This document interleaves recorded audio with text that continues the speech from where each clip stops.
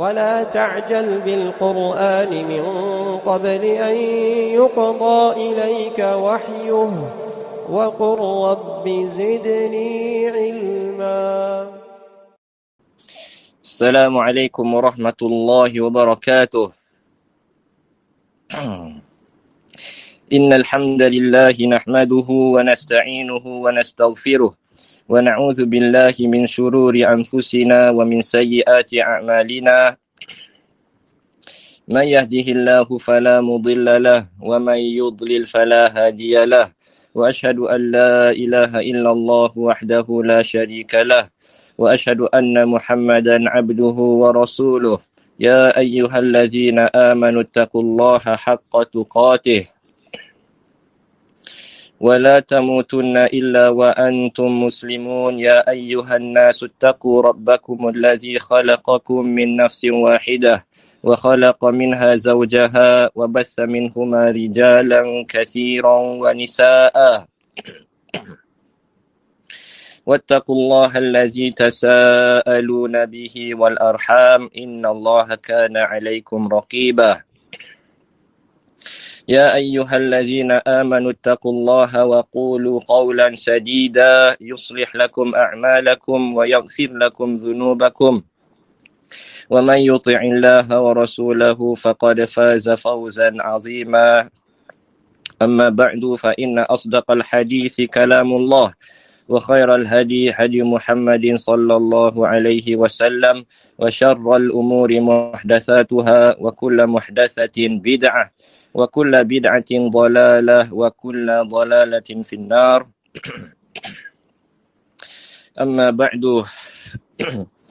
And so tonight we gather together online insyaAllah ta'ala as a form of mudhakarah, as a form of mudarasah, reminding one another for the sake of Allah and learning from one another together, discussing topics and matters in the religion of Allah Azza wa Jal, taking benefits from the book of Allah, the Quran, and the Sunnah of the Messenger of Allah sallallahu alaihi wasallam, and likewise from the statements of our Salaf, our great scholars of the past. And so this is a short talk or short reminder insha'Allah ta'ala. And so we ask Allah subhanahu wa ta'ala to grant us ikhlas, sincerity in our speech and in our actions. And we ask Allah Azza wa Jal to grant us beneficial knowledge and righteous actions. Inna Allah Jawadun Karim. Indeed, Allah is the most generous and most giving. And so Allah subhanahu wa ta'ala does not create us with no purpose. Rather, Allah Azza wa Jal, He created us with a great purpose, and that is to worship Allah subhanahu wa ta'ala, single Allah subhanahu wa ta'ala alone in the various acts of worship. And He Azza wa Jal is the one who created life and death. الذي خلق الموت والحياة ليبلوكم أيكم أحسن عملا. That He may test you which of you is best in deeds. And Allah subhanahu wa ta'ala has legislated days or virtuous days, days which are more virtuous than the other, wherein in those virtuous days Allah subhanahu wa ta'ala has favored His believing servants, has bestowed and promised His believing servants multiple rewards, great rewards for doing righteous actions which are little or small. And so from those virtuous days are the days that we are welcoming, or the days that we are meeting. And these days are great, special days. And we are entering the first 10 days of the month of Dhul Hijjah. And so these first 10 days are blessed days, days that Allah Azza wa Jal has chosen it to be special and chosen it to be unique. And so these virtuous days, these noble days, in a season of goodness, and it is the season of performing righteous deeds and actions. And so therefore, a believer should reflect and ponder upon the special or the uniqueness of these days, in order for him or her to strive on these blessed days with his heart, wholeheartedly, with his limbs, in obeying Allah subhanahu wa ta'ala, performing good deeds and seizing these blessed times in the acts of worship while seeking nearness to Allah subhanahu wa ta'ala. And from the khasa'is, the uniqueness of these days, the uniqueness of these days is that Allah subhanahu wa ta'ala has chosen it, making it the best days of the year. And indeed Allah subhanahu wa ta'ala, He creates what He wishes, and He chooses what He wishes. And so He has made this first 10 days of Dhul Hijjah the best and the most excellent of days. And from the uniqueness of these days and the virtues of these days is that Allah subhanahu wa ta'ala, He swears by these days. Allah swears by whatever He wills from His creation. Allah swears by the time, wal asr. Allah swears by the duha, what duha. Allah swears by wal layl, wal shams, was sama'i wat tariq, was sama'i zatil buruj, and so on from His creation. So Allah subhanahu wa ta'ala, He swears by whatever He wills from His creation. As for us, the servants of Allah subhanahu wa ta'ala, we can only swear by Allah Azza wa Jal. And Allah subhanahu wa ta'ala, He swears by these first 10 days of Dhul Hijjah. And this is found in the book of Allah in His saying, wal fajr wa layalin ashr, which means by the dawn. So Allah swears by the dawn. Wa layalin ashr, and Allah swears by the 10 nights. And what is intended by the 10 nights in this surah, Suratul Fajr, is the first 10 days of Dhul Hijjah. What is intended by these 10 nights is the first 10 days of Dhul Hijjah. And this is the tafsir mentioned by Abdullah ibn Abbas radiyallahu ta'ala anhuma and others from the scholars of tafsir. And so this first 10 days of Dhul Hijjah is the best 10 days with Allah subhanahu wa ta'ala. It is better than the last 10 days of Ramadan. The first 10 days of Dhul Hijjah is better than the last 10 days of Ramadan. The Messenger of Allah sallallahu alayhi wasallam, he said in the hadith, Afdalu ayyamid dunya ayyamul ashr. He said, sallallahu alayhi wasallam, the best days of this world are the first 10 days, يعني the first 10 days of Dhul Hijjah. And this hadith is authenticated by Al-Sheikh Al-Albani rahimahullahu ta'ala. Naam, that is with regards to the first 10 days. It is the best days of the year. And as for the last 10 nights of Ramadan, then it is better than the other nights. Because in it, or within it, there is the Laylatul Qadr. Yani Laylatul Qadr falls on the one of the last 10 nights of Ramadan. Naam.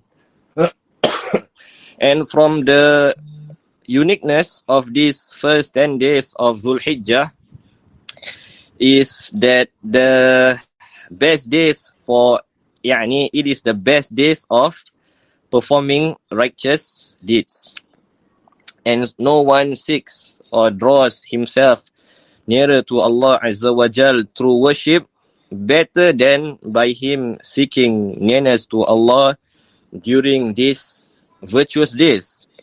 It was collected by Al-Imam At-Tirmizi in his Jami' to the companion Abdullah ibn Abbas radiyallahu ta'ala anhuma, who said that the Messenger of Allah sallallahu alayhi wa sallam, he said, "Ma min ayyamin al-amalu salihu fihinna ahabbu ila Allah min hadhihi al-ayyam al-ashr." He said, there are no days in which righteous actions or righteous deeds are more beloved to Allah in these 10 days. And so the Sahaba, they asked, Qalu ya Rasulullah, walal jihadu fi sabilillah, they asked, O Messenger of Allah, not even striving in the cause of Allah? And so the Messenger of Allah sallallahu alayhi wasallam, he replied, walal jihadu fi sabilillah illa rajulun kharaja bi nafsihi wa malihi falam yarji' min zalika bi shay'. And so he said, sallallahu alayhi wasallam, not even striving in the cause of Allah, except for a man who went out with himself, in the cause of Allah, with himself and his wealth, and returned with nothing from that. Meaning that a man who sets out fighting in the cause of Allah under the banner of a Muslim ruler, a legitimate fight. He fight with himself and his wealth to sustain himself. And in the process of fighting, he lost his life and his wealth. And this is the one, or this person, is better, than the one who does righteous deeds in the first 10 days of Dhul Hijjah. And so this hadith which is collected by At-Tirmizi shows the virtue of these 10 days of Dhul Hijjah, and it is encouraged, or the hadith encourage us to perform righteous action in these 10 days. Likewise, from the uniqueness of these days is that in these days, the Ummahatul Ibadah, the major acts of obedience, are combined or are gathered in the same time period, or within the period of time, or within these 10 days. The main acts of obedience or the major acts of worship are gathered on or within this time frame, in a way that one could not find it in the other days of the year. Al-Hafiz Ibn Hajar Al-Asqalani rahimahullahu ta'ala, he said in his book Fathul Bari, he said, وَالَّذِي يَظْهَرْ أَنَّ السَّبَبَ فِي امْتِيَازِ عَشْرِ ذِي الْحِجَّةِ بِهَذِهِ الْإِمْتِيَازَاتِ لِمَكَانِ اجْتِمَاعِ أُمَّهَاتِ الْعِبَادَةِ فِيهَا. He said, what is apparent is that the reason for the excellence of these 10 days of Dhul Hijjah is due to the combination of the ummahatul ibadah, the major acts of worship within it. وهي الصلاة والصيام والصدقة والحج وغيرها. And the ibadah that are present in these 10 days are the prayer, the fasting, the giving in charity, the hajj, and others. وَلَا يَتَأَتَّى ذَلِكَ فِي غَيْرِهَا. And this acts of ibadah is not present at any other time. Naam. And so within these 10 days, there are the major acts of ibadah. Naam, there are fasting, prayer, hajj, making zikr of Allah subhanahu wa ta'ala, making remembrance, and likewise slaughtering of the animals, and other noble acts of obedience and acts of worship. And the combination of these acts of obedience is not possible except in these virtuous days. Also, from the uniqueness of these days is that Allah subhanahu wa ta'ala has made it a season of performing hajj to the house of Allah, yani the Kaabah. And so within these 10 days, there is the Yawmu At-Tarwiyah, the day of the Tarwiyah, which is in the 8th day of Dhul Hijjah. And on this day, the Hujjaj make their way to Mina, reciting the Talbiyah for the Hajj. And then on the 9th, yani the day of Arafah, which is one of the pillars of Hajj, Wuquf bi Arafah, when the Hujjaj are standing or are making themselves present in Arafah, making dua, making remembrance of Allah subhanahu wa ta'ala. And then on the 10th, the Yawmun Nahar, the day of the sacrifice. And it is the greatest day with Allah Azza wa Jal. Naam, the Yawmun Nahar is the greatest day with Allah subhanahu wa ta'ala. It was collected by Abu Dawud in his Sunan.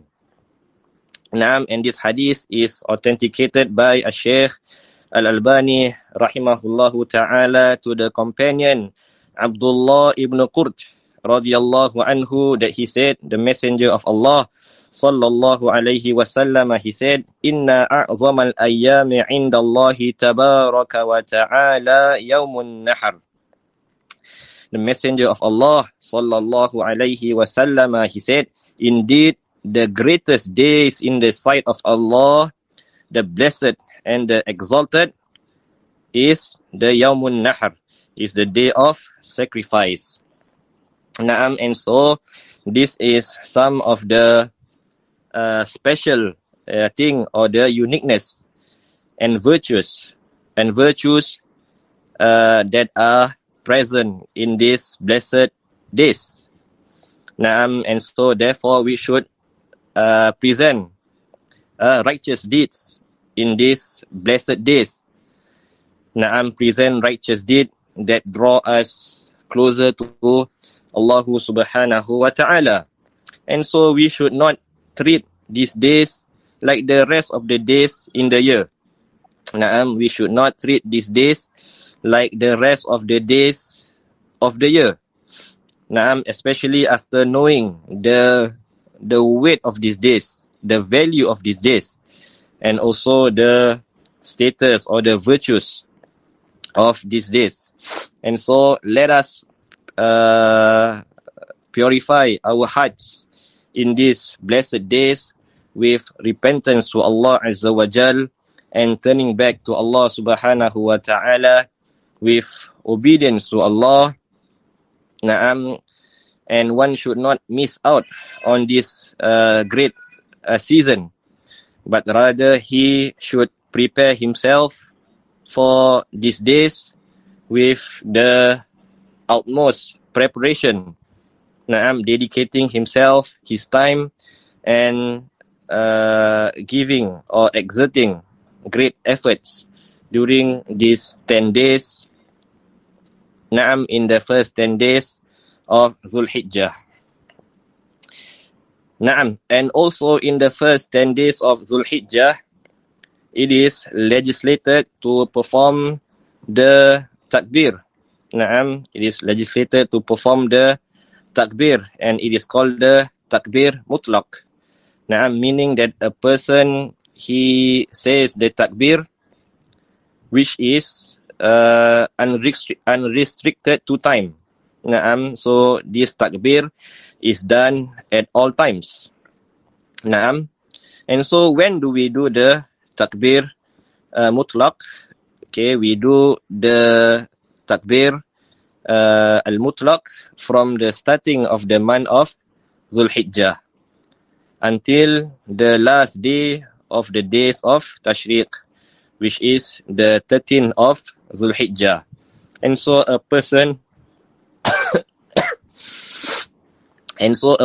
he reads the takbir, or he says the takbir at all times and at all places, or at any places, whether in the house or whether in the masjid or whether in the car or while walking to the masjid, while going to the market, in the market. So he says it anywhere. Naam, whether he is in a state of tahara or whether he is not. Naam, whether he is in a state of purification or not. The mother of the believers, Aisha radiyallahu ta'ala anha, she used to say, كان النبي صلى الله عليه وسلم يذكر الله على كل أحيانه. She said that the messenger of Allah sallallahu alayhi wasallam used to make the remembrance of Allah at all times. Naam, meaning that whether he is in the state of purification or not, whether he is standing, whether he is sitting, whether he is lying down, whether he is walking, and so on.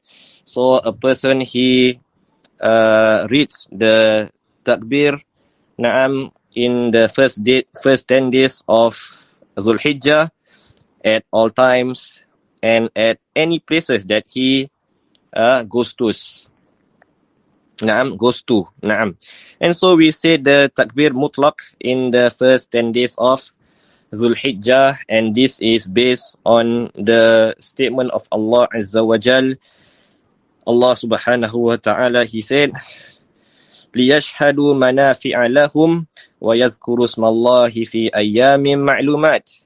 He said, subhanahu wa ta'ala, that they may witness, that they may witness benefit for themselves and mention the name of Allah on the ayyam ma'lumat. And what is this ayyam ma'lumat? The scholars of tafsir, from them is the Habrul Ummah and the Turjuman al-Quran, Abdullah ibn Abbas radiyallahu ta'ala anhuma. He said the ayyam ma'lumat are the first 10 days of Dhul Hijjah. The ayyam ma'lumat is the first 10 days of Dhul Hijjah. And also a person, he says the takbir mutlaq, due to the statement of Allah subhanahu wa ta'ala, وَاذْكُرُوا اللَّهَ فِي أَيَّامٍ مَعْدُودَاتٍ. وَاذْكُرُوا اللَّهَ فِي أَيَّامٍ مَعْدُودَاتٍ. And remember Allah Azza wa Jal during the ayyam ma'dudat. And so what is this ayyam ma'dudat? So this ayyam ma'dudat are referring to the days of Tashriq. The days of Tashriq, the 11th, the 12th, and the 13th of Dhul Hijjah.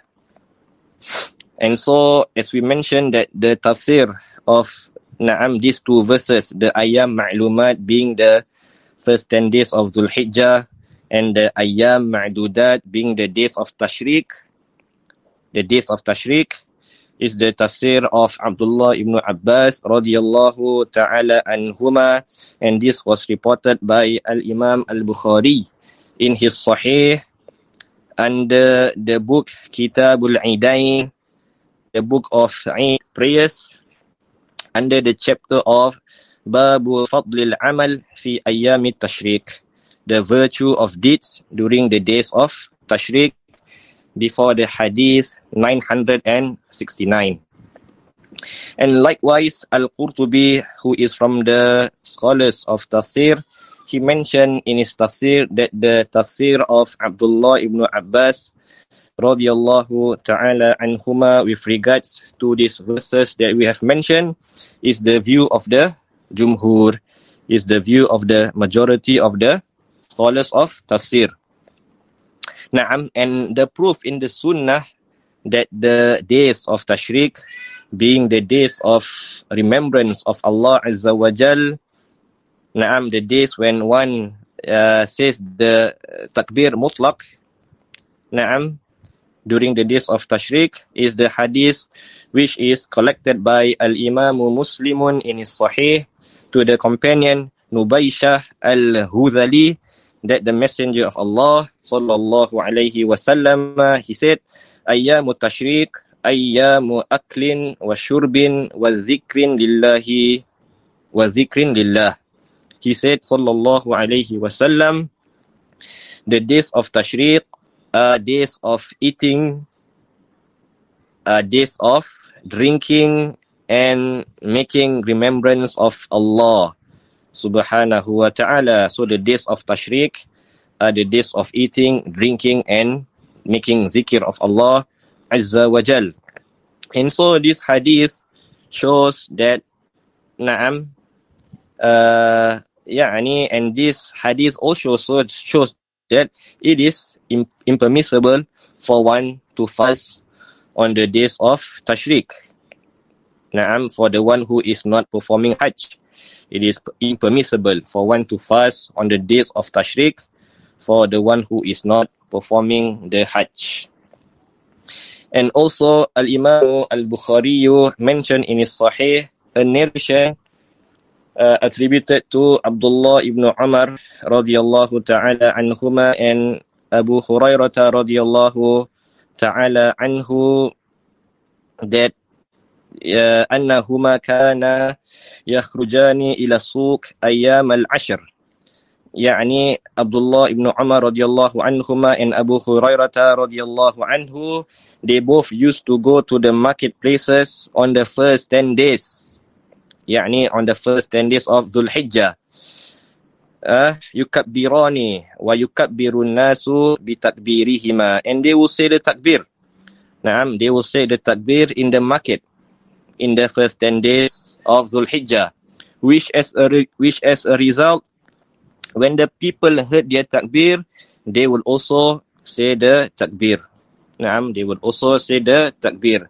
And this asar that we have just mentioned is mentioned by or is collected by Al-Albani in his book Irwa al-Ghalil, and he authenticate this asar. And so both of them, Abdullah ibn Umar and Abu Hurairah radiyallahu anhuma, naam, they are making the takbir. Naam, and at the same time, they both remind the people in the market of this virtuous action, so that the people will also say the takbir. Naam, and each person reads the takbir by himself. Naam, he reads the takbir by himself, not in jama'ah, not in unison, nor in one voice. Naam, so he said Allahu Akbar, Allahu Akbar, Allahu Akbar, La ilaha illallah, Wallahu Akbar, Allahu Akbar, walillahil hamd. Naam.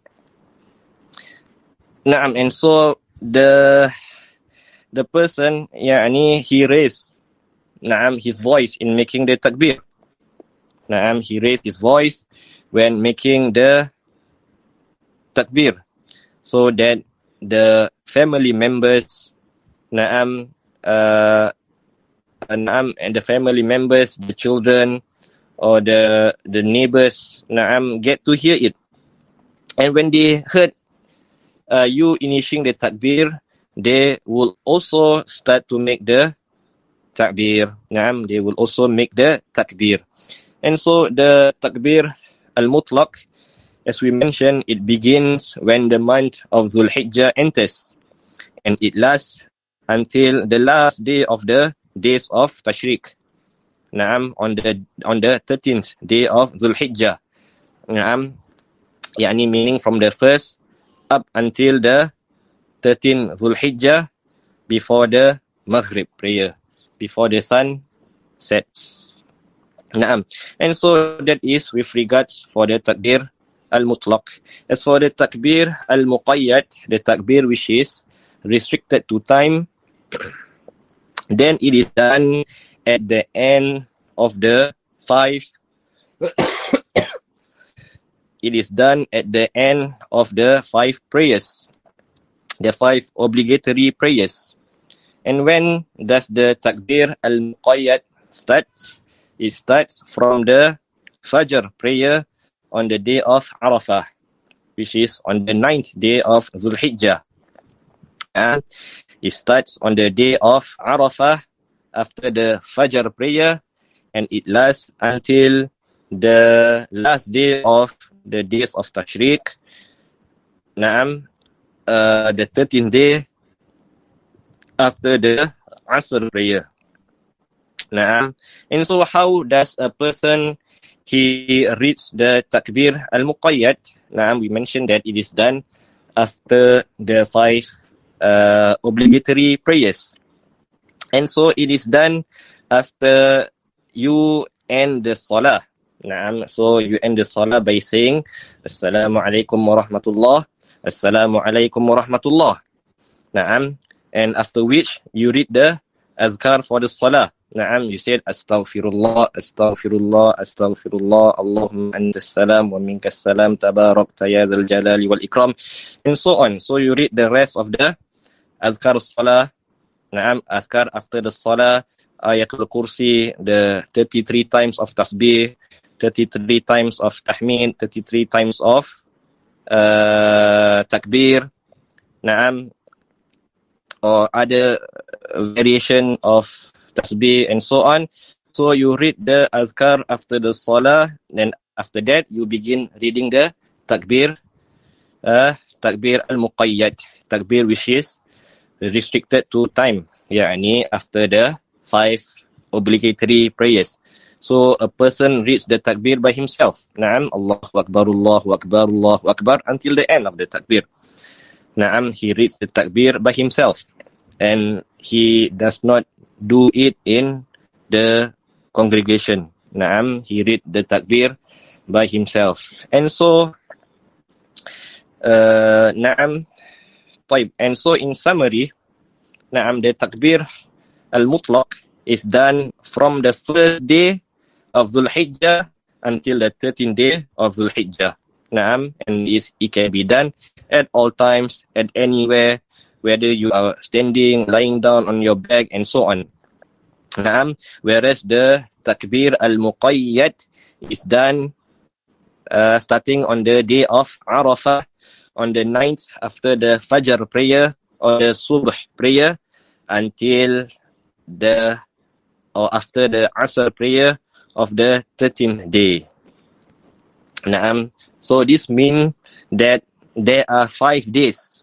Naam, there are 5 days when there are takbir mutlaq and takbir muqayyad in it.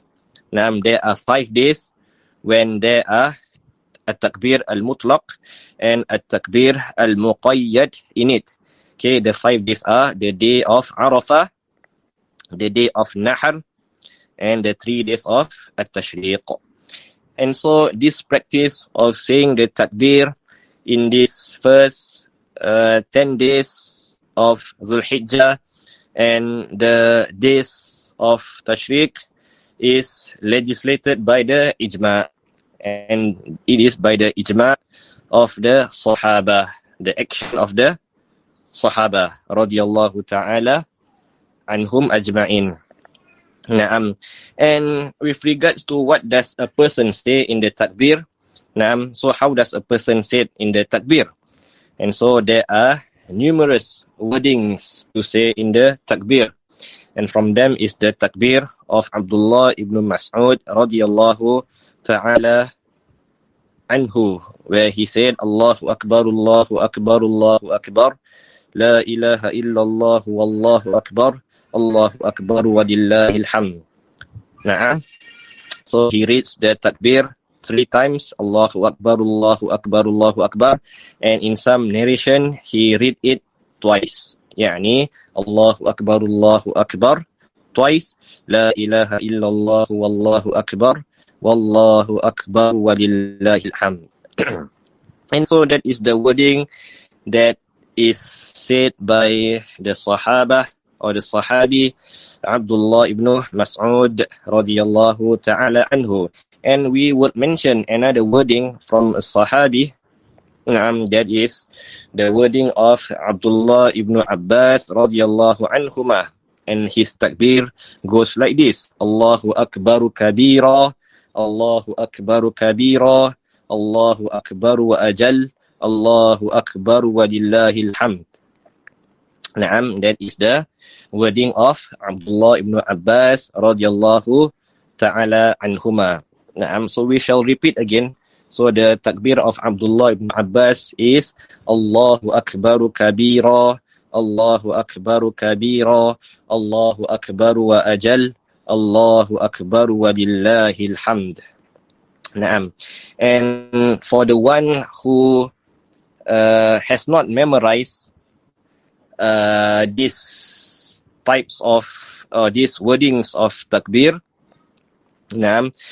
as for the one who has not memorized this takbir, okay, he can do so by or he can use any wordings that consist the glorification of Allah subhanahu wa ta'ala. He can say anything which has the glorification of Allah subhanahu wa ta'ala. It was narrated from Abdullah ibn Umar radiyallahu ta'ala anhuma that the messenger of Allah sallallahu alayhi wa sallam, he said, Ma min ayyamin a'zamu indallahi wa la ahabbu ilayhi al-amal fihinna min hadhihi al-ayyam al-ashr. He said, sallallahu alayhi wa sallam, there are no days which are greater with Allah Azza wa Jal, nor are deeds performed in them more beloved to Him except these 10 days. Naam, then these 10 days of Dhul Hijjah. فَأَكْثِرُوا فِيهِنَّ مِنَ التَّهْلِيلِ وَالتَّحْمِيدِ وَالتَّسْبِيحِ وَالتَّكْبِيرِ. And so increase, naam, in these days, the saying of La ilaha illallah. There is no deity of worship, or there is no deity worthy of worship except for Allah. Naam, وَالتَّحْمِيدِ يعني alhamdulillah, وَالتَّسْبِيحِ يعني subhanallah, وَالتَّكْبِير and Allahu Akbar. And so a person, he said this kind of or these types of azkar. Naam, la ilaha illallah, subhanallah, walhamdulillah, wallahu akbar, and so on. Naam. Al-Hafiz An-Nawawi rahimahullahu ta'ala, he mentioned in his book Al-Azkar, Naam, An-Nawawi died in the year 676 Hijriyah, and he died young, at the age of 45 years old. And he mentioned in his book Al-Azkar, he said, وَاعْلَمْ أَنَّهُ يُسْتَحَابُ الْإِكْثَارُ مِنَ الْأَذْكَارِ فِي هَذَا الْعَشْرِ. He said, and know that it is recommended to increase in remembrance of Allah, during these 10 days. زِيَادَةً عَلَى غَيْرِهِ. More so, ever more so than at other days. وَيُسْتَحَبُّ مِنْ ذَلِكَ فِي يَوْمِ عَرَفَةٍ. And it is more, recommended to do so even more on the day of Arafah. Naam, وَيُسْتَحَبُّ مِنْ ذَلِكَ فِي يَوْمِ عَرَفَةٍ أَكْثَرَ مِنْ بَاقِي الْعَشْرِ. and it is recommended to do so even more on the day of Arafah than the rest of the 10 days. And so a person, he perform righteous action, or he increase his azkar, his remembrance of Allah Azza wa Jal in these 10 days, more so than he has ever done in the other days of the year. And on the day of Arafah, يعني بالخصوص, especially, he strive even harder in doing righteous action, ever more so than he has ever done in the days that has passed. In the days that he has done, or the days that has passed in the first few days of Zulhijjah. So the day of Arafah is the 9th day. So he does strive harder on the day of Arafah, ever more so than he has ever done in the first 8th day of Zulhijjah. And some of the scholars even mention that the best of zikr is reciting the Quran. The best of zikr is reciting the Quran. And also from that which is legislated for a Muslim during these blessed days of Zulhijjah, the first 10 days, are giving charities of all kind. So a person, he gives out a charity according to his capability. And also it is legislated for him to spread goodness from the things that he can do in the first 10 days. Spread goodness, maintaining kinship ties, turning to Allah in repentance, spread knowledge, seek knowledge, reciting the Quran, ponder upon the Quran, read the tafsir, and so on, and other acts of righteous deeds. And also from the action that a Muslim should do in seeking nearness to Allah subhanahu wa ta'ala is fasting. Especially fasting on the day of Arafah for those who is not performing the Hajj. And great reward has been reported concerning its virtue. The Messenger of Allah sallallahu alayhi wa sallam, he said in the hadith of Abi Qatadah radiyallahu anhu, he said, Siyamu yawmi Arafah ahtasibu ala Allahi an yukaffira as-sanata allati qablah was-sanata allati ba'dah.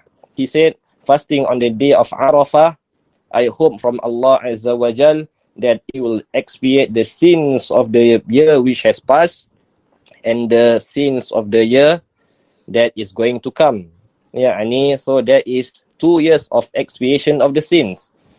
And the sins that is intended in this hadith, and other than it from the hadith, is the minor sins. The expiations of the minor sins.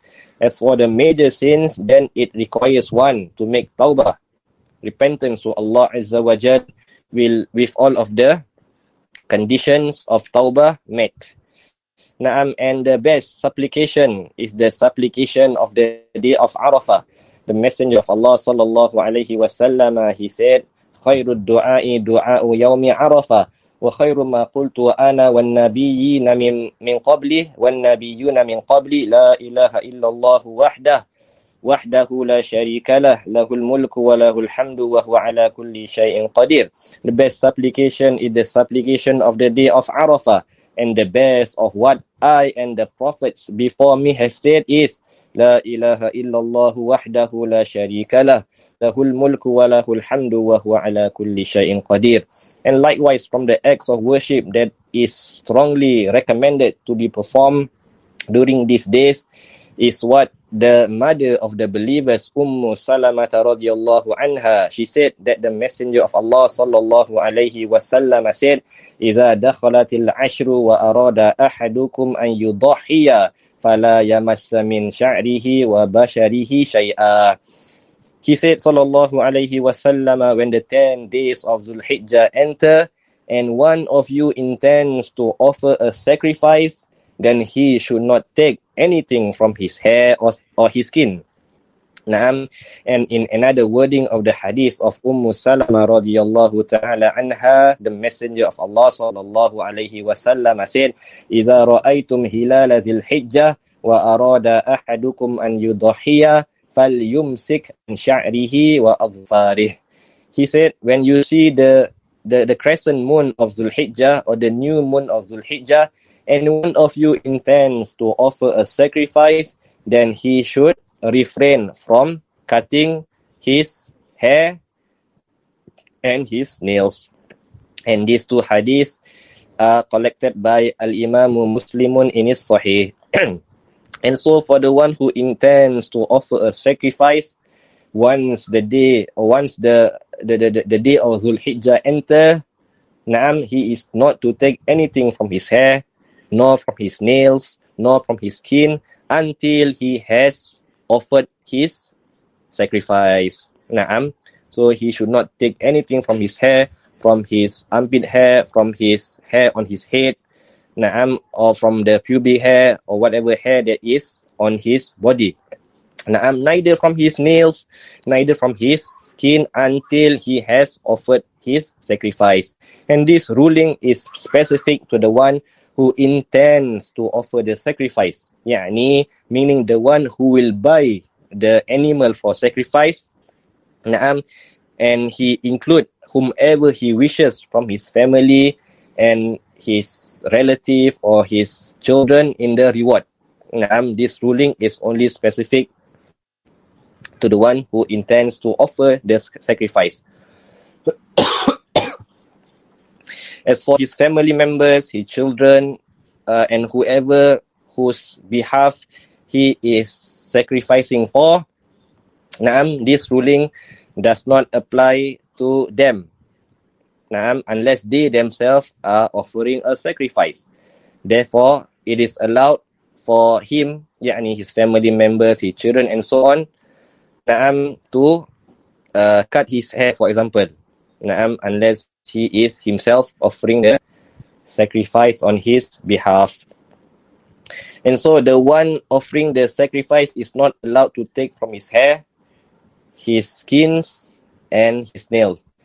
As for other than that, other than his hair, his skin, and his nails, such as the use of perfume, such as having intercourse with one's spouse, or other things that are prohibited for a pilgrim who is in the state of ihram to do, then it is allowed. Other than the taking from the hair and skins and the nails, the things that we have mentioned, these are all something which is allowed. If the one who offers the sacrifice, he needs to cut his hair, or he needs to clip his nails, for example, so he can do so, and there is no kafara upon him, there is no expiation upon him, there is no penalty upon him, and it will not harm his slaughtering, or it will not harm his sacrifice. For inshallah ta'ala, his sacrifice is valid, inshallah, or his slaughtering is valid, inshallah ta'ala.